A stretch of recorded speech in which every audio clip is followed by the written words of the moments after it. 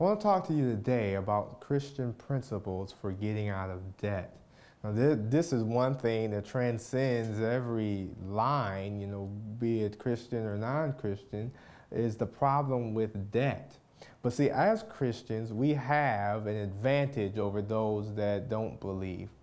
We have the Bible, which gives us clear insight and clear principles that are laid out to how we can overcome this damaging thing called debt. Now, debt just doesn't happen naturally. And believe it or not, we have to get ourselves into it. It's not something that just happens. But one way to get out is to use wisdom.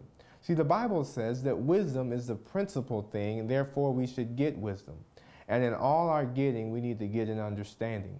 So it's important then that when we get an understanding of where we are and why we are where we are, then that's the first key to beginning to make the decisions to get out. So when we're making a decision to get out, we need to understand that we must exercise control. You'd be surprised on how big of an important part that simply self-control is.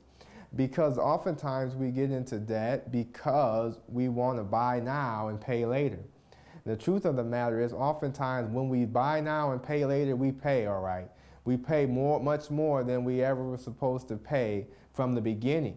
And so a simple thing like simply exercising self-control at the proper time can save us from years of having to pay finance charges upon finance charges, interest rate upon interest rate, by simply exercising the fruit of the Spirit called control. Simply saying, you know what, I'm not going to buy this unless I really need this. And if I really need this, then I'm going to make a way to where I can make sure that if I have to borrow, I can pay it back. See, the Bible is clear. It says that God has called us to be the lenders and not the borrowers. Now, does that mean that it's a sin or it's bad for us to borrow? No, absolutely not. There are times when we have to borrow, but when we borrow, we should do it with wisdom and with self-control. Understanding that God's number one thing is for us to be the ones lending and not always having to borrow. So when we understand the principles then for getting out of debt, one, have wisdom. Use wisdom in everything you do. When you're making purchases, use wisdom. Now, is this too much for me? If I can't afford this, then why am I going to stretch and try to make it happen?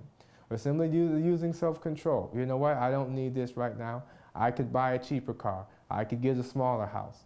And things like this. See, these things will help us in years to come and will make it much easier for us to overcome this nasty thing called debt.